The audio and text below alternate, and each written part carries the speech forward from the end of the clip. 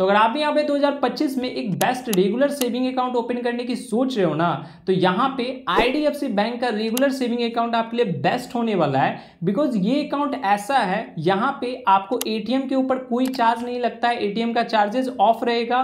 And यहाँ पे month में आपको जितना मर्जी एटीएम से पैसा निकालो, आपको कोई भी एक्स्ट्रा चार्ज देने की जरूरत नहीं है। अदर बैंक में क्या होता है कि आपको 4 ट्रांजेक्शन फ्री देते हैं, उसके बाद पर ट्रांजेक्शन 21 रुपया प्लस जीएसटी लगता है। लेकिन यहाँ पे इस बैंक से एटीएम से आप जितना मर्जी निकालो, 10 बार 100 बार, आपको 1 रुपया भी एक्स्ट्रा देने की जरूरत नहीं है। और यही नहीं, यहाँ पे इसके 30 प्लस ऐसे सर्विसेज है जिसपे भी आपको कोई चार्जेस देने की जरूरत नहीं है, पूरा यहाँ पे फी ऑफ रहेगा आपका। लेकिन देखो यहाँ पे जीरो फी बैंकिंग का ना, यहाँ पे लोग गलत मतलब निकाल लेते हैं, वो इसे जीरो बैलेंस सेविंग अकाउंट समझ लेते हैं। एंड यही नहीं भाई, यूट्यूब पे ऐसी बहुत सारी फेक वीडियोस बन चुकी है जो कि दावा करते हैं कि आईडीएफसी बैंक में आप zero balance saving account open कर सकते हो। एंड वो झूठ बोल के अकाउंट ओपन तो करवा देंगे और बाद में यहाँ पे कस्टमर को चार्जेस पे करना पड़ जाता है। तो भाई देखो, मैं रियलिटी आपको बता दे रहा हूँ, आईडीएफसी बैंक आज की डेट में आपको zero balance saving account offer ही नहीं करता। हाँ, ये बेस्ट रेगुलर सेविंग अकाउंट आपके लिए हो सकता है अगर यहाँ पे आप पैसा मेंटेन करते हो।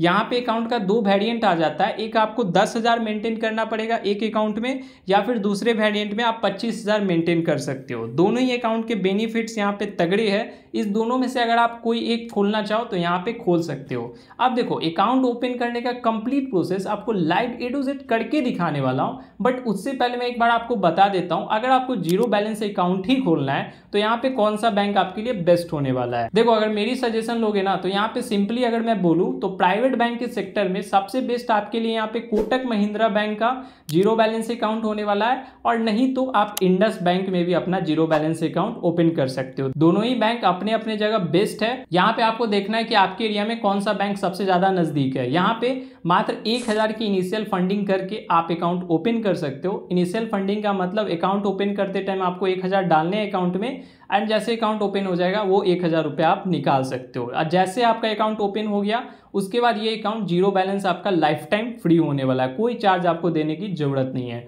तो दोनों ही बैंक का जीरो बैलेंस अकाउंट ओपनिंग का डायरेक्ट लिंक मैंने आपको डिस्क्रिप्शन बॉक्स में दे दिया, सिंपली आप उस लिंक पे क्लिक करके अकाउंट ओपन कर सकते हो। अब चलो मैं आईडीएफसी बैंक के अंदर आप अपना रेगुलर सेविंग अकाउंट कैसे ओपन कर सकते हो आपको बताता हूँ। देखो, अकाउंट ओपन करने से पहले यहाँ पे इस अकाउंट के कंप्लीट बेनिफिट्स आपको बता देता हूँ, ताकि इस अकाउंट से रिलेटेड ना आपके मन में कोई भी डाउट ना रह पाए। तो देखो, यहाँ पे ये अकाउंट कहता है कि यहाँ पे आपको 30 से प्लस ऐसी सर्विसेज है जो कि आपको फ्री मिलेगी। देखो, यहाँ पे 30 में से ना मैं मेन सर्विसेज की बात करूंगा जहां पे आपको अदर बैंक में चार्ज देना पड़ता है एंड यहाँ पे आपको फ्री ऑफ कॉस्ट लगता है। तो जो मेन सर्विसेज है उसकी मैं बात करता हूं, ठीक है। यहाँ पे देखो, आप आईएमपीएस, आरटीजीएस या एनईएफटी यहाँ पे अगर आप करते हो तो इस पे आपको कोई भी चार्ज देने की जरूरत नहीं है, ठीक है। उसके बाद यहाँ पे आप एटीएम ट्रांजेक्शन आईडीएफसी बैंक के अंदर करो या फिर अदर बैंक के अंदर करो, और जितनी बार आप यहाँ पे पैसे निकालो कोई भी आपको एक्स्ट्रा चार्ज देने की जरूरत नहीं है।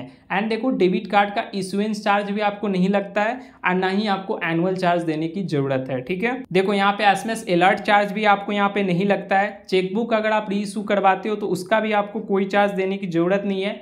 ब्रांच में जाके आप कैश निकालो या फिर जमा करवाओ जितनी बार, आपको यहाँ पे कोई भी एक्स्ट्रा चार्ज देने की जरूरत नहीं पड़ेगी, ठीक है। एंड देखो, यहाँ पे एक ईसीएस रिटर्न चार्जेज होता है, मतलब कि यहाँ पे आपके अकाउंट से ईएमआई कटने वाली होती है एंड उस डेट को आपके अकाउंट में पैसा नहीं होता है, पैसा नहीं कटा तो यहाँ पे बैंक आपसे चार्ज करती है ईसीएस चार्ज। तो यहाँ पे आपको ये भी ईसीएस रिटर्न चार्जेस देने की जरूरत नहीं है। तो ये जो मेन मेजर बेनिफिट्स है ये आपको अच्छे देखने को मिलते हैं, क्योंकि अदर बैंक में यहाँ पे आपको इन सब चीज़ों पे चार्ज देना पड़ता है।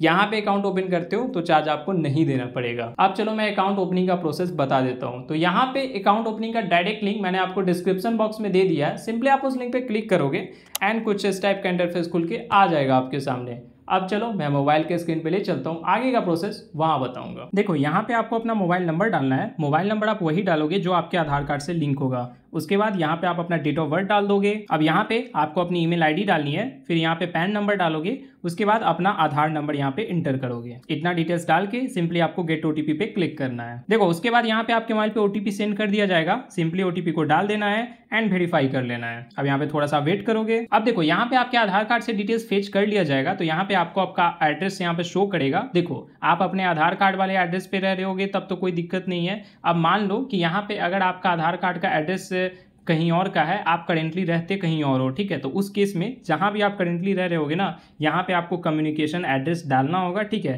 यहाँ पे पिन कोड डालोगे, सिटी डालोगे, एड्रेस वगैरह पूरा यहाँ पे फिलअप करोगे अपना करेंट एड्रेस। अब देखो यहाँ पे अब आपको प्रोफेशनल डिटेल्स बतानी है, तो यहाँ पे आपसे ऑक्यूपेशन पूछेगा। तो यहाँ पे अगर आप बिजनेस करते होगे तो यहाँ पे सेल्फ एम्प्लॉयड सिलेक्ट करोगे, अगर आप जॉब करते होगे तो सैलरीड सिलेक्ट करोगे, या फिर अगर आप स्टूडेंट होगे तो यहाँ पे अपने अकॉर्डिंग ये ऑप्शन सिलेक्ट कर सकते हो। तो देखो यहाँ पे मैंने बिजनेस सिलेक्ट किया है, तो सोर्स ऑफ इनकम यहाँ पे पूछ रहा है, तो यहाँ पे आपको क्लिक करना है एंड यहाँ पे सोर्स ऑफ इनकम में आप बिजनेस सिंपली सिलेक्ट कर सकते हो, ठीक है। देखो सैलरीड के केस में सोर्स ऑफ इनकम आप जाओगे तो यहाँ पे आपको सैलरी सिलेक्ट करना है, ठीक है। बाकी स्टूडेंट सिलेक्ट किए होगे तो वो ऑटोमेटिक सिलेक्ट रहेगा। अब देखो यहाँ पे आपको ग्रॉस एनुअल इनकम बतानी है कि सालाना आपकी इनकम कितनी है, ठीक है। 4 लाख 5 लाख, तो जितना भी आपका इनकम होगा वो यहाँ पे इंटर करोगे। उसके बाद अपनी माँ का फुल नेम आपको यहाँ पे इंटर करना है। अब देखो अब यहाँ पे नीचे आ जाओगे एंड अब आपको यहाँ पे 2 टाइप का अकाउंट ऑफर किया जाएगा। देखो यहाँ पे एक 25,000 वाला अकाउंट है, एक 10,000 वाला है, ठीक है। तो यहाँ पे दोनों में डिफरेंस बताया गया है कि 10,000 के अंदर क्या फैसिलिटी मिलती है, 25,000 के अंदर क्या फैसिलिटी है, ठीक है। देखो यहाँ पे दोनों ही अकाउंट में सबसे तगड़ा बेनिफिट मेरे को ये लगता है कि यहाँ पे आपको एटीएम से जितना मर्जी आप एटीएम से पैसा निकाल लो, ठीक है। आपको यहाँ पे कोई भी चार्ज नहीं देना पड़ेगा, ठीक है। 10 बार निकालो, 20 बार, 50 बार,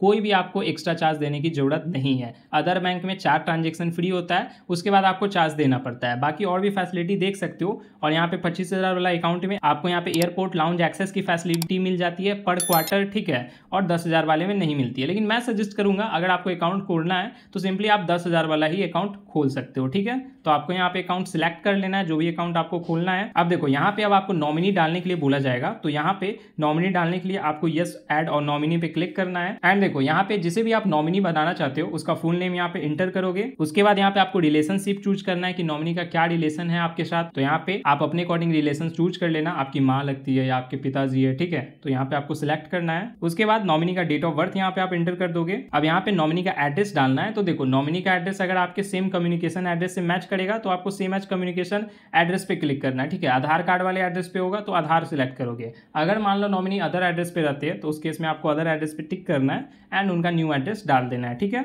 इतना डिटेल्स डाल के सिंपली यहाँ पे आपको टिक आउट करना है and proceed to open account पे क्लिक कर दोगे। अब यहाँ पे आप थोड़ा सा वेट कर लोगे। अब देखो यहाँ पे अब आपको इनिशियल फंडिंग करने का ऑप्शन आ जाएगा। तो यहाँ पे आपको 10,000 यहाँ पे अकाउंट में ऐड करना होगा। यहाँ पे पेमेंट करने के लिए आप यहाँ पे जो भी एप्लीकेशन यूज करते हो, फोन पे, गूगल पे, ठीक है, वो एप्लीकेशन आपको चूज करना है। उसके बाद उस एप्लीकेशन पे रीडायरेक्ट कर दिया जाएगा। सिंपली आप यहाँ पे अकाउंट सिलेक्ट करके यहाँ पे यूपीआई पिन वगैरह डाल के आपको पेमेंट सक्सेसफुल कर देना है। यहाँ पे पेमेंट सक्सेसफुल होने के बाद आपका अकाउंट सक्सेसफुली ओपन हो जाएगा। यहाँ पे आपको कस्टमर आईडी और अकाउंट नंबर शो हो जाएगा। अब देखो यहाँ पे अकाउंट आपका सक्सेसफुली ओपन हो गया, लेकिन यहाँ पे केवाईसी अभी आपको फुल केवाईसी करवानी है। तो फुल केवाईसी करवाने के लिए आपको नीचे आ जाना है एंड यहाँ पे वीडियो केवाईसी का ऑप्शन दिख रहा होगा। सिंपली यहाँ पे क्लिक करोगे एंड अब यहाँ पे आपको अपना ओरिजिनल पैन कार्ड ले लेना है, एक व्हाइट ब्लैंक पेपर ले लोगे और एक पेन ले लोगे, ठीक है। उसके बाद यहाँ पे आईडीएफसी बैंक का एजेंट कनेक्ट होगा आपसे। सिंपली वो आपसे साइन करवाएगा, पैन कार्ड दिखाने के लिए बोलेगा, कुछ क्वेश्चन वगैरह पूछेगा एंड यहाँ पे वीडियो केवाईसी आपका सक्सेसफुल हो जाएगा। एंड जैसे ही वीडियो केवाईसी सक्सेसफुल हो जाता है आपका अकाउंट सक्सेसफुली फुल्ली एक्टिवेट हो जाएगा। अब यहाँ पे प्ले स्टोर से आप आईडीएफसी बैंक एप्लीकेशन डाउनलोड कर लोगे